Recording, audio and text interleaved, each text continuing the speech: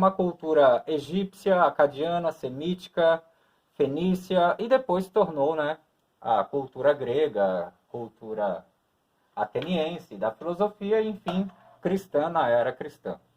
Mas vamos retroceder a 3.000 anos atrás. Nós temos que entender sobre ideologia faraônica. E para isso nós precisamos de ilustrar. Então, eu vou fazer uma ilustração aqui, e você já deve ter um breve conhecimento em relação a essa imagem. Ah, Fábio, você simbolizou aí quase que uma pirâmide, né? Quase uma pirâmide, exatamente.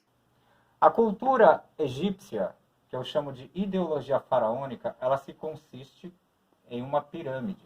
Eu estou ilustrando para ficar um pouco mais cognitivo, né, para as pessoas. Então vamos colocar aqui o topo da pirâmide, ok? Vocês podem ver que eu separei, né? Separei o topo da pirâmide do corpo da pirâmide. Já vou explicar isso. Então, a cultura faraônica e a ideologia faraônica, ela consiste no deus homem, o deus faraó, ok? O deus faraó, ok? O deus homem, ok? E o deus homem tinha os seus sacerdotes, que era a segunda coluna abaixo do topo da pirâmide. Vou colocar aqui, sacerdotes. E os sacerdotes também tinham uma classe de pessoas que eram os nobres. Ok, pessoal? Vou colocar aqui, os nobres. Vou colocar a letra N. E abaixo dos nobres, nós tínhamos os mercadores. Ok? Aqui, com a letra M. E abaixo dos mercadores, nós temos os escravos e toda a sociedade alternativa que faz toda essa composição girar. Colocar ES.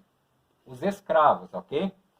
Aí fala, Fábio, a maior parte da pirâmide é os escravos. Realmente, é a comunidade mais pobre, a comunidade escrava, a comunidade, né, que faz com que toda essa estrutura aqui ela funcione. Então vamos por parte. Isso aqui, pessoal, é a ideologia faraônica. É a cultura da época. Acreditava-se em um Deus. Esse povo, eles já eram politeísta, tá, pessoal? Numa era politeísta. Eu estou falando isso aqui para vocês entenderem acerca de Gênesis 6. Ok? Quem eram os Bnei Elohim, ou os Néfilins. Então nós tínhamos o Deus Faraó, que era o Deus homem, que tinham os seus sacerdotes. E os sacerdotes, eles, né? Os sacerdotes, eles serviam o faraó.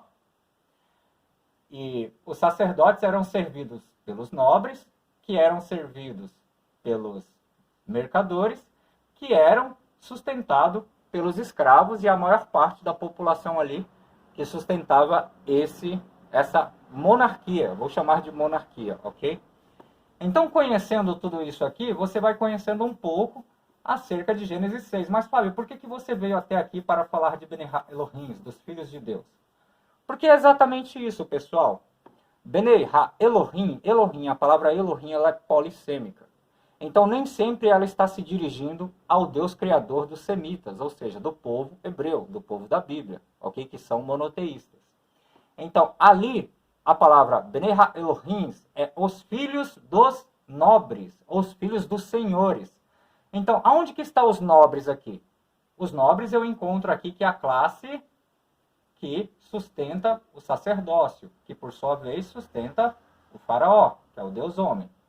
Então, se eu falar que é os filhos de Deus, eu tenho que falar que é os filhos de faraó, ok? Da época. Isso nessa analogia aqui, tá, gente? Então, se eu falar os filhos de Deus, eu tenho que falar que é os filhos do faraó. Se eu falar os filhos dos senhores, eu também posso falar que é os filhos de faraó. Porque faraó é o senhor de toda essa massa aqui. Mas como eu estou falando acerca de pessoas não muito requisitadas naquela época, os filhos dos nobres ou os filhos dos senhores, então a palavra Elohim ela serve tanto para nobres, sacerdotes ou o faraó, ok? Então, a palavra Elohim, ok, pessoal? Vou escrever de trás para frente aqui. A palavra Elohim A palavra Elohim, ela pode servir tanto para os nobres, quanto para os sacerdotes, quanto para o faraó, quanto para o Deus semita. Ok? Opa, tô meio ruim aqui de... Ok? Yahvé. Então, essa palavra Elohim, ela pode falar sobre o faraó, que é o senhor, sobre os sacerdotes e nobres, que são os senhores daquela época, como pode estar falando também de Yahvé, ou seja, Yud Rei Vav Rei, que é o tetragrama. Ele pode estar falando também de Yahvé, ok? Para quem não é muito... Eu vou escrever aqui eu não consigo escrever de trás para frente, mas bom, deixa assim, tá bom assim. Não vou tentar escrever em hebraico não, porque a câmera está invertida, eu vou acabar bagunçando tudo. Mas enfim, então, os filhos de Deus naquela época pode estar falando de Yahvé, pode estar falando do faraó, como pode estar falando dos nobres que servem os sacerdotes, que por sua vez servem o faraó. Então, se nós pegarmos que os filhos de Deus naquela época tomaram para si quantas mulheres eles quiseram e escolheram e tiveram filhos com ela, nós não estamos falando de anjos. Ok, pessoal? Nós não escrever de trás para frente é ruim demais. Nós não estamos falando de anjos. Desculpa aí, viu, pessoal, que eu estou escrevendo de trás para frente. Eu não sou muito bom nisso, não. Nós estamos falando de homens. Por quê? Porque do capítulo, do versículo 1 de Gênesis 6 até o final do capítulo, nada ali representa seres espirituais. Entendeu? E em poucas palavras, os Bnei Elohim ali, você pode ver que nada representa a linhagem semítica, a linhagem de Sete, ok? Você pode procurar ali que nada ali vai estar referenciando a linhagem de Sete, que é o povo de Yahvé.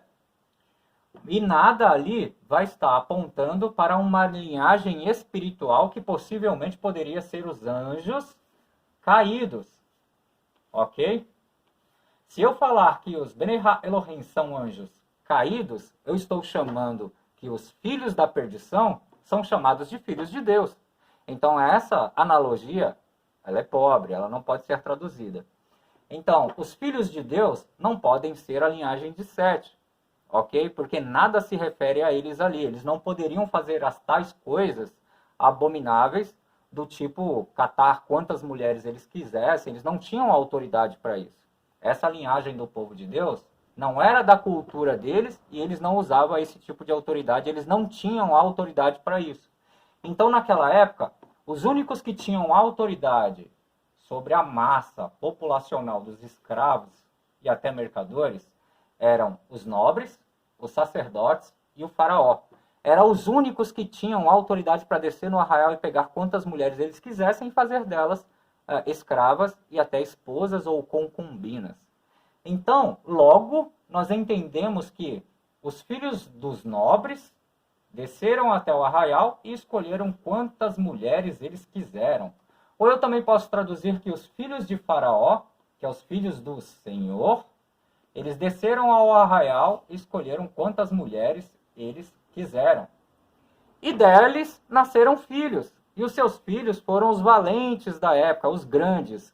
Grandes não significa gigantes, pessoas de estatura alta não, pessoal. Aqui está falando de hierarquia, ou seja, os valentes, os guerreiros. Os Néfilins eram guerreiros.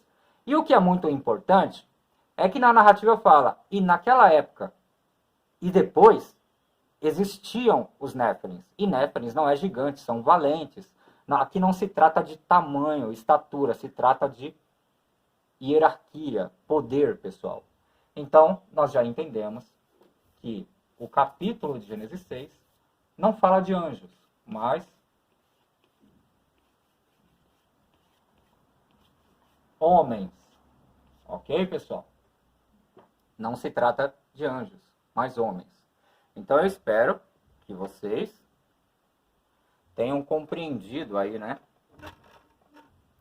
Espero que vocês tenham compreendido essa pequena exposição histórica em relação à ideologia faraônica e à cultura da época. Então, através da cultura da época, através daquilo que se acreditava na época, através daquilo que se entendia na época, é o que nós vamos entender acerca da expressão.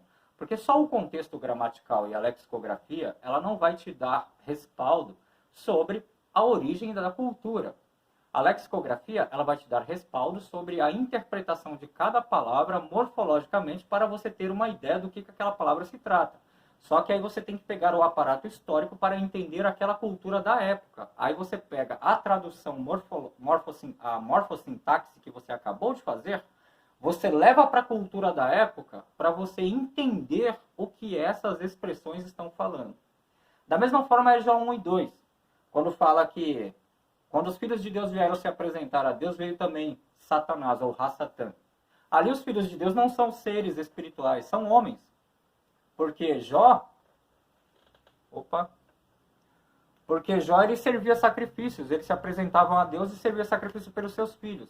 Então houve uma apresentação humana ali, onde Satanás também chegou na hora dessa apresentação, e o próprio Deus questionou: de onde vieste? Então significa que ele não era convidado.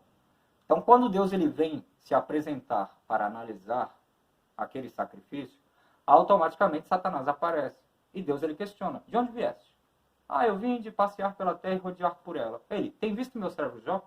Então, todo o ambiente ali filosófico das narrativas, ele não é só sobrenatural.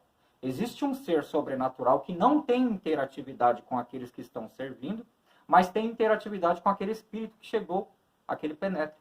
E ali o diálogo fica entre eles. O diálogo não fica naqueles que vieram se apresentar. Então você vê que são uma oferta, uma oferenda, um sacrifício. Eles não vieram dialogar com Deus. E quando Deus ele vem ver o sacrifício e se apresenta, vem Satanás. E aí o diálogo é entre o Criador e Satanás. Então ali não os filhos de Deus ali, os Ben Elohims ali, não são seres espirituais, são homens.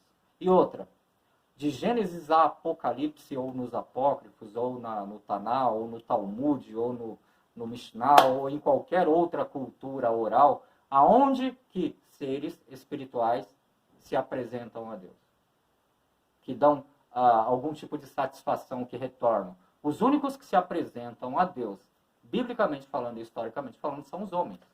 Ok, pessoal? Espero que vocês tenham gostado e se inscreva no canal, ative o sininho e compartilhe esse vídeo. Até mais.